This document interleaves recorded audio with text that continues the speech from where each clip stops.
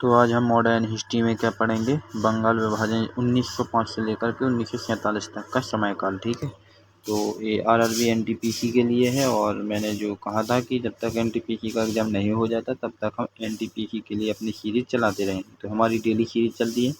आप लोग जुड़ना चाहते हैं तो मानवेंद्र क्लासेस यूट्यूब चैनल से जुड़ सकते हैं। ओके, तो चलिए चलते हैं। यदि थोड़ा बहुत मोटिवेशन देखना चाहते हैं तो देख लीजिए, ये मोटिवेशन रहा है।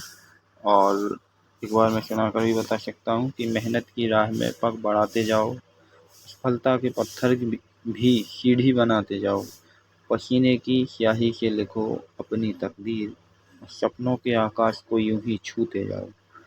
तो कैसी है ये मोटिवेशन लाइन? तो चलिए इसको छोड़िए, इससे तो खैर कुछ नहीं। जो मोटिवेट होते हैं वो मोटिवेट बिना किसी लाइन के होते हैं और उन्हें कोई ज़रूरत नहीं मोटिवेशन की।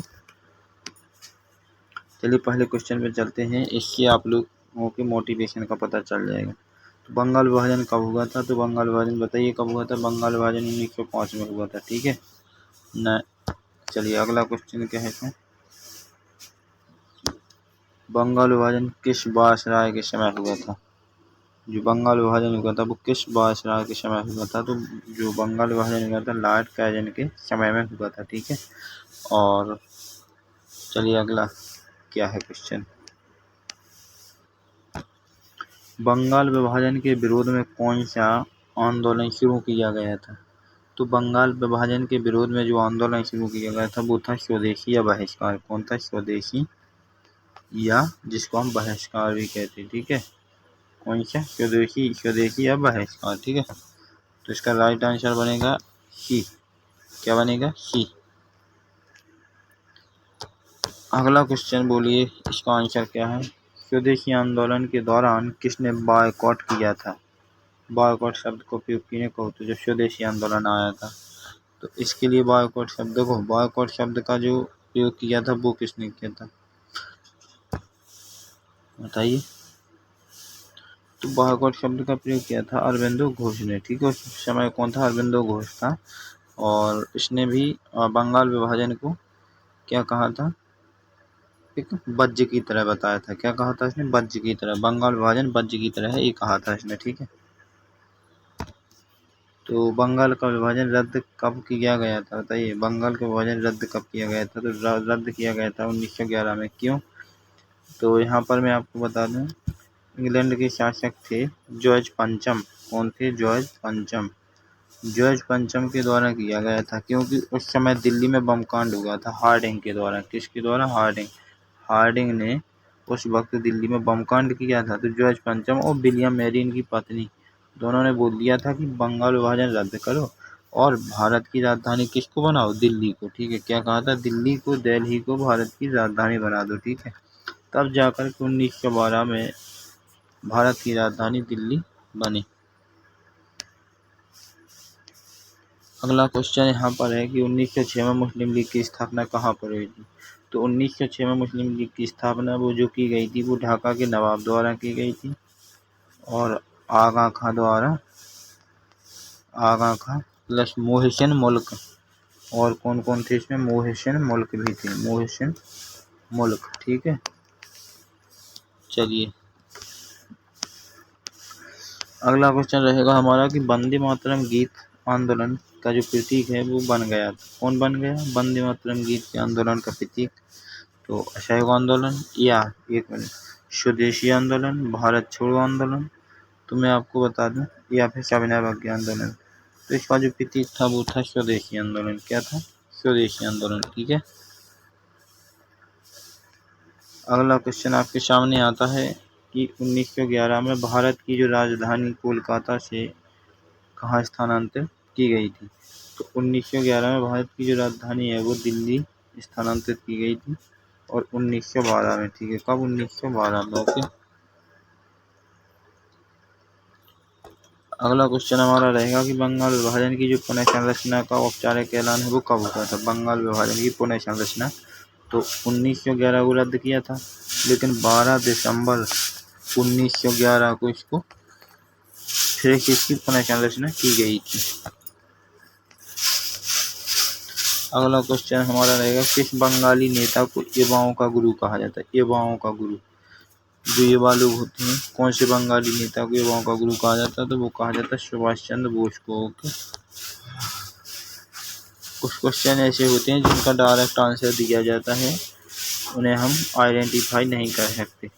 अनुशीलन समिति की स्थापना कहाँ हुई थी? तो जो अनुशीलन समिति की स्थापना बताइए आप। अनुशीलन समिति की स्थापना कोलकाता में हुई थी। ठीक है, कहाँ पर हुई थी? कोलकाता में। सुभाष चंद्र बोस ने किस वर्ष फॉरवर्ड ब्लॉक की स्थापना की थी? तो इसकी जो स्थापना हुई थी वो 1939 में हुई थी। कब हुई थी? 1939 में, नहीं कि 1939 में हुई थी। और इस सुभाष चंद्र बोस की एक अलग पार्टी थी, फॉरवर्ड ब्लॉक। ठीक है, कौन सी? फॉरवर्ड ब्लॉक एक अलग पार्टी थी।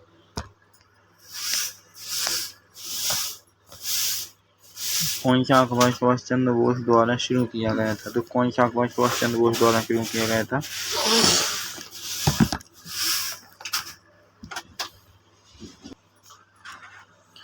तो उस अखबार का नाम था फ्रीड। क्या नाम था उस अखबार का? सुभाष चंद्र बोस के द्वारा जो फॉरवर्ड, उस अखबार का क्या नाम था? फॉरवर्ड। ओके, फॉरवर्ड अखबार था वो। ठीक है। नेताजी सुभाष चंद्र बोस ने आज़ाद हिंद फौज की स्थापना कब की थी? तो कहाँ की थी? नेताजी सुभाष चंद्र बोस ने जो आज़ाद हिंद फौज की स्थापना की थी वो सिंगापुर में। ठीक है, कहाँ पर की थी? सिंगापुर में। ओके, बंगाल में 1943 का जो अकाल था वो किस कारण से हुआ था? युद्धकालीन नीतियों के कारण।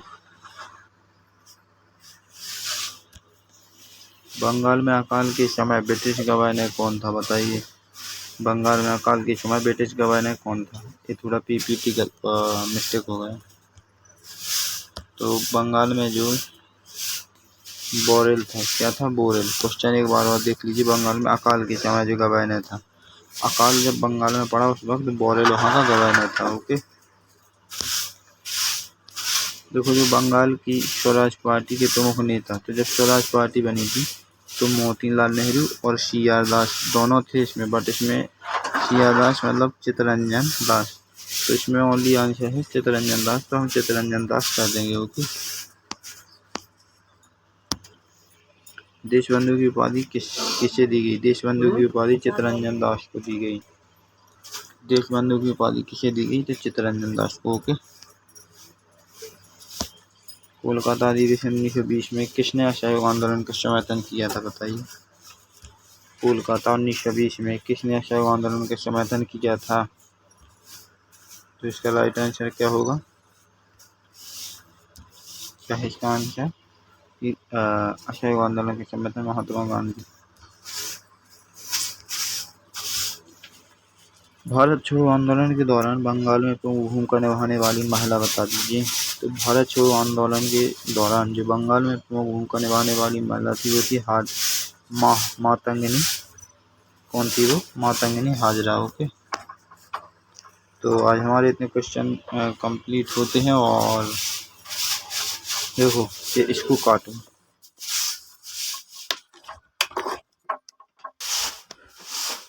तो चलिए अब हम चलते हैं बैच की ओर। तो जिन विद्यार्थियों को लगता है कि उनका हिस्ट्री कंप्लीट नहीं है तो वो लक्ष्य बैच 3.0 से जुड़ जाइए। अभी स्टार्ट होने वाला है मई में, और Tier 1 Tier 2 के लिए। ठीक है, और ये 15 महीने की वैलिडिटी है। इसमें live class, recorded class, test series और PDF सब कुछ प्रोवाइड किया जाएगा।